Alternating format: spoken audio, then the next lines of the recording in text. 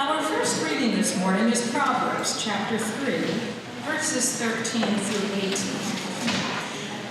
Happy are those who find wisdom and those who get understanding, for her income is better than silver, and her revenue better than gold.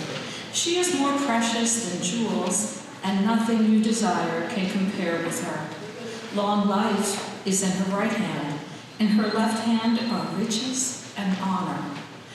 Her ways are ways of pleasantness, and all her paths are peace. She is a tree of life to those who lay hold of her. Those who hold her fast are called happy.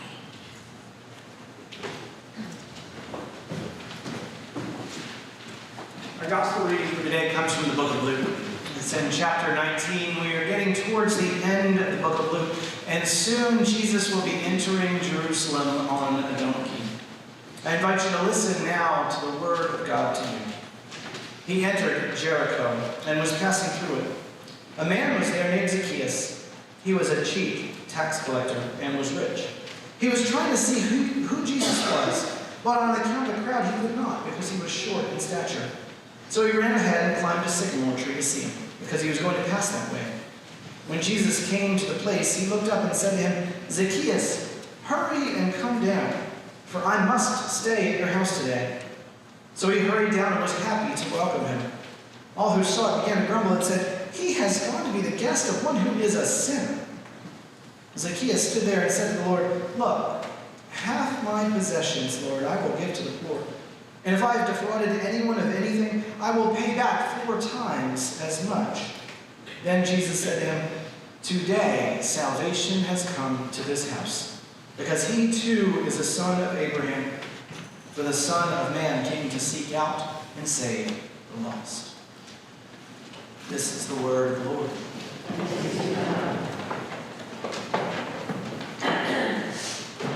I'm going to start off today with an apology.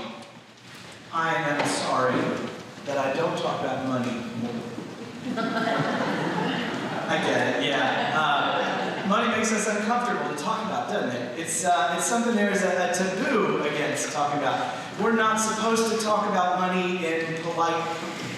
But, of course, that's, well, hang on, let me organize this a little bit better. That's a common thing in Christianity. We have a tendency to pretend that money is a separate issue from everything else in the rest of our lives. We take stories that are about money and we turn them into stories that are about something else. Like, for example, the story of Zacchaeus. Zacchaeus is one of those adult stories that we turn into a children's story because we would rather not think about what it means for adults. It's like Noah's Ark. And you guys probably all heard about Zacchaeus when you were younger, right? You learned about it in Sunday school. Maybe you even learned a song. Do you guys know the song? Zacchaeus was a wee little man was he. He climbed up in a sycamore tree for the Lord he wanted to see. We don't want to make it recital. It doesn't mention money at all. The whole song, the whole story, even though money is the core of this story. Zacchaeus was a chief tax collector who was rich. He saw Jesus. He was invited, or Jesus invited himself to Zacchaeus' house. And Zacchaeus changed his life dramatically, and in particular around his relationship with money. The whole story is about money, and somehow we have turned it into a different story because we would rather not talk about money. But here's the thing, not talking about money creates problems, or it helps us to hide problems. When we don't talk about money in church, it keeps us from letting God have a say into what we do with our possessions. When we don't talk about money in the rest of the world, it makes it hard for us to think about big questions that matter for the peace and justice of the world. Why is it that some people do not have enough and some people have more than enough? If we can't talk about it, we can't fix it. The truth is that God cares about everything in your life. And so God cares about money. God cares a lot about money. The Bible talks about money all the time. And if we want to be good disciples, we need to listen carefully to what God tells us about money in the Scripture. This and other stories that help us to understand what it is for us to have a relationship with money, what money means to us and for us. Money is important. It's hard to go without it. It has a huge determining effect on our life, right? Money determines where we work. Money determines what we do for fun. Money determines where we go. Money determines how long we live, maybe even who we marry. All these things are affected by how much money we have. You can spend money to save time. And so money, in a sense, is time. We hear often that time is money, but the other way around is true too. If you have more money, you have more time. If you've ever had a time in your life when you didn't have money, you know how much can't happen without money. If that time is now, you know it really, really well. Money can't buy happiness, they say, but it can solve a lot of problems that make you unhappy. And ultimately, the decisions that we make with money are the best, or among the best indicators as to what we value, right? It's one thing to say that something is important to you. It's another thing to put your money into it. It's one thing to say that something matters. It's another thing to make sure that it is accessible for somebody else with your resources. And in that sense, money is one of the greatest tools that we have in our arsenal of love. Money enables us to provide for ourselves and for our families. Money enables us to be generous.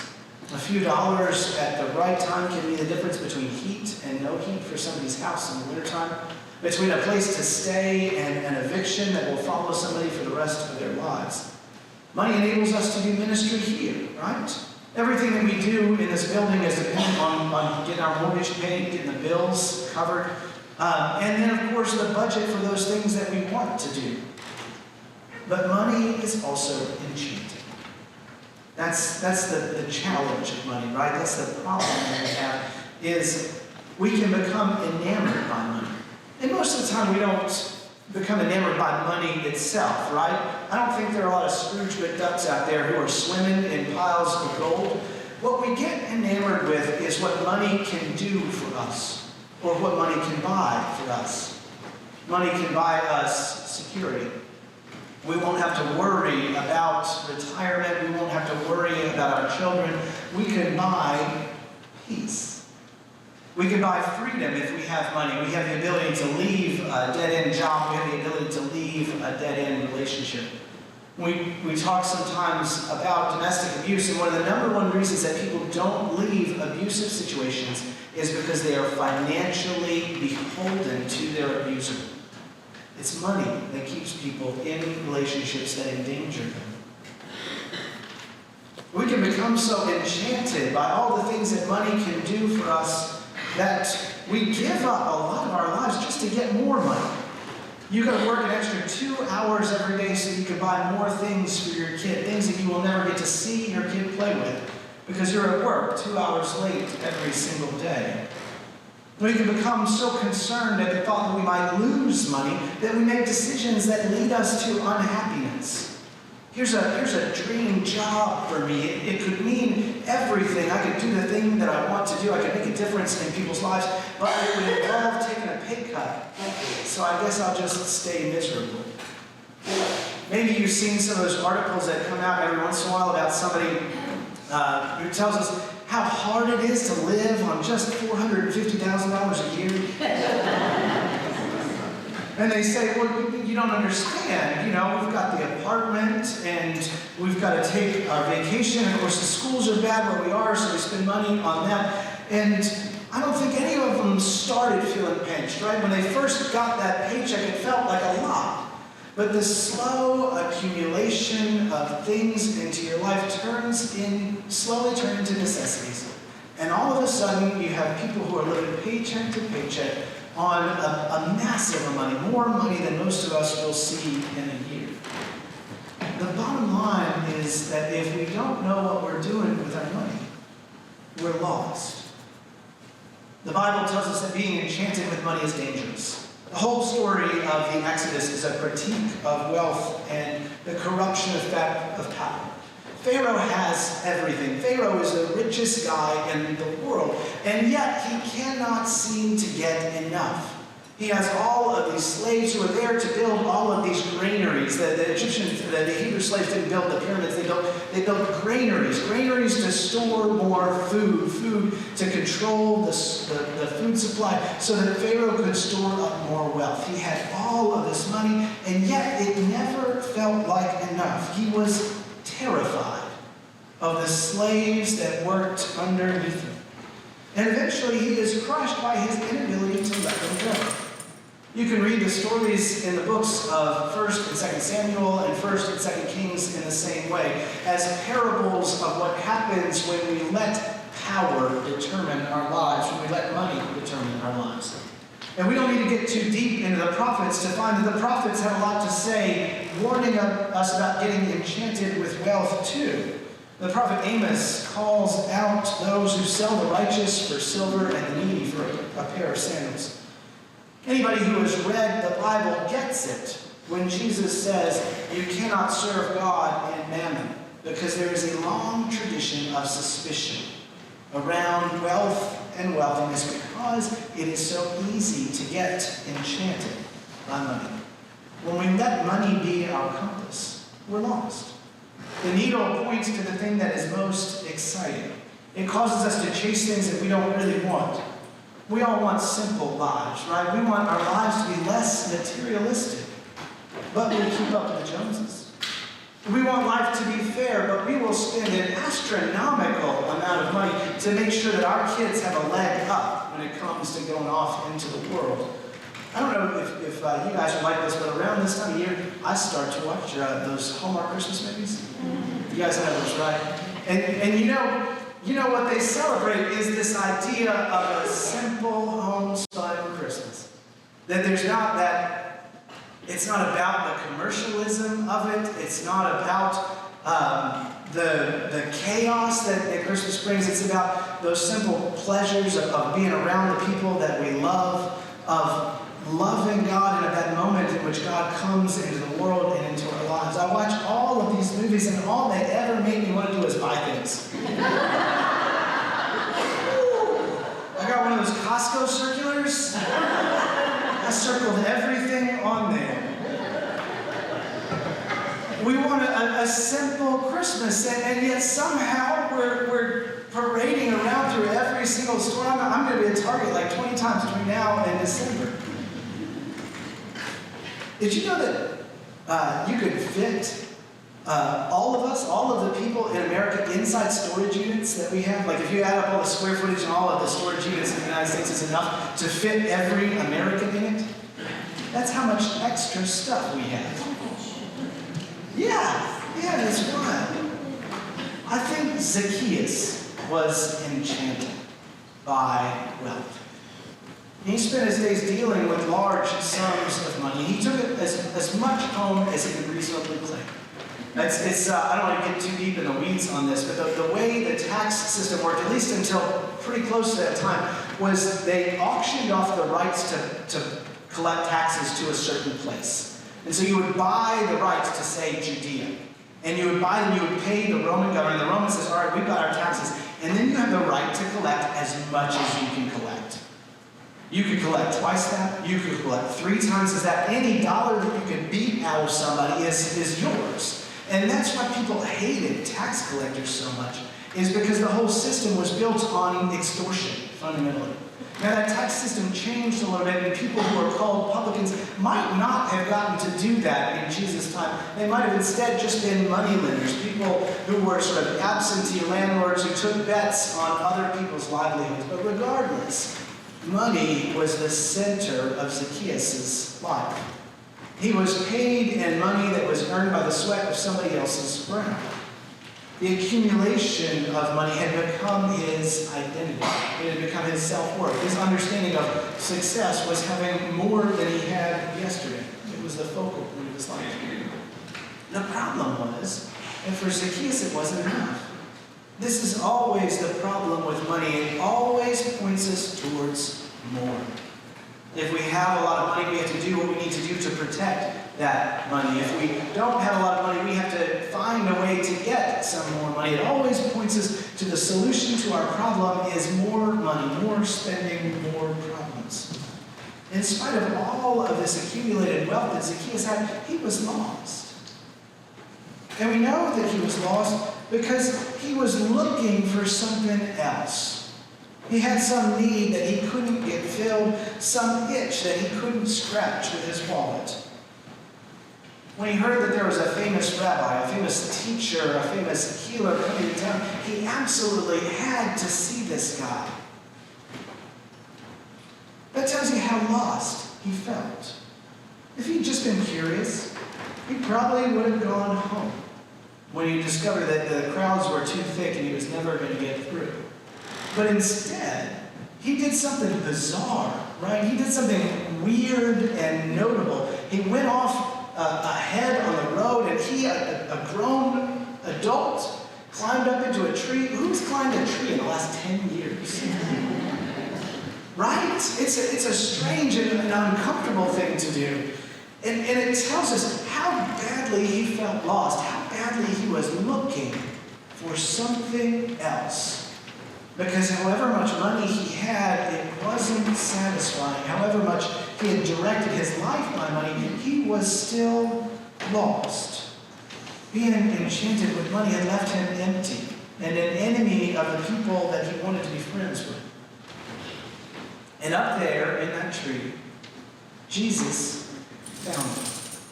Jesus passed right under it and said, Zacchaeus, I'm coming to your house for dinner. And that was all it took. It's hard for us to say exactly what happened. We don't know the inside of anybody's heart.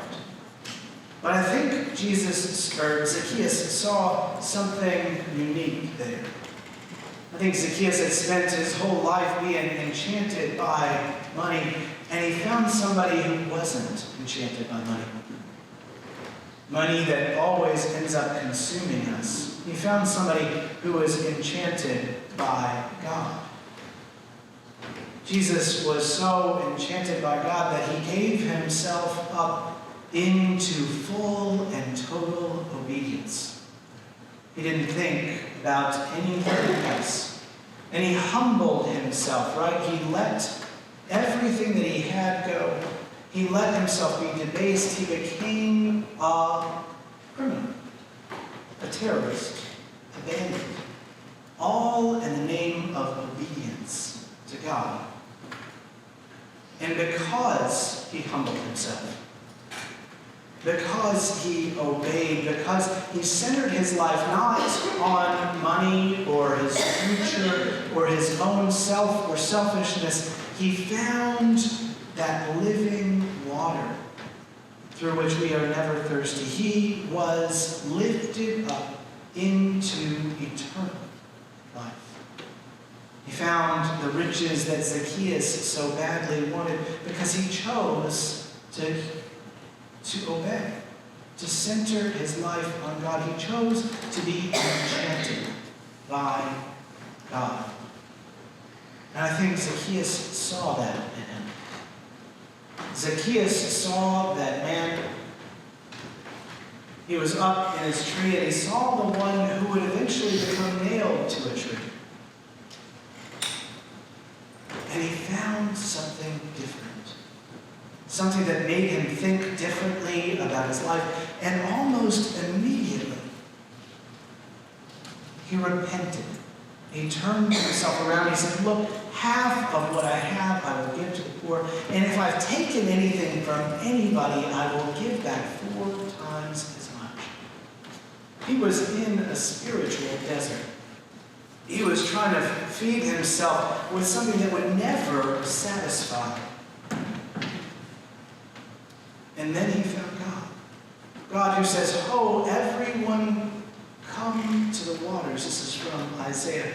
Eat, drink, and be satisfied. Ultimately, when it comes down to it, money determines a lot of things. But we get to choose what money means to us. We get to choose whether money will be something that enchants us or money that will be something that we can use in service of something bigger than we are, in service of the one who can slake our thirsts, in service of the one who truly can satisfy. As we think about money in our lives, what we do with it, what we want to do with it, what it can make happen, what we can't make happen, maybe we can remember the words of Paul when he wrote to the Philippians in chapter 4, I know what it is to be in plenty and in want. I know what it is to have enough to eat and not to have enough. But I can do all things through Christ who strengthens me. I think on that day, Zacchaeus became enchanted by God. I think he let something else direct his life, and I bet that things didn't go as well for him as they had gone previously. He gave up half of his money. He lost a lot of security. He lost a lot of peace. He lost a lot of freedom. If things went for him like they did for so many Christians in that time, he might have ended up in a different tree as well, just like his Lord. But I think that we know when he came to meet his end, when it was time for him to go, that he counted himself rich indeed, because he had found that living water that satisfied. He had chosen not to serve money, but to let his money serve God. In everything that he did, in everything that he was, he became a servant like Jesus. That is our hope for ourselves. That we might use not just our hands and our feet and our hearts, but our wallets, but everything that we have, to humble ourselves even to the point of taking up our cross, so that we too might have the taste of what God has promised, that living water that satisfies, that resurrection, that eternal life, so that we too might be lifted up by the God who proclaims to all of us that God loves, God saves, and that no matter how lost we are, God will find us. In the name of the Father, Son, and Holy Spirit.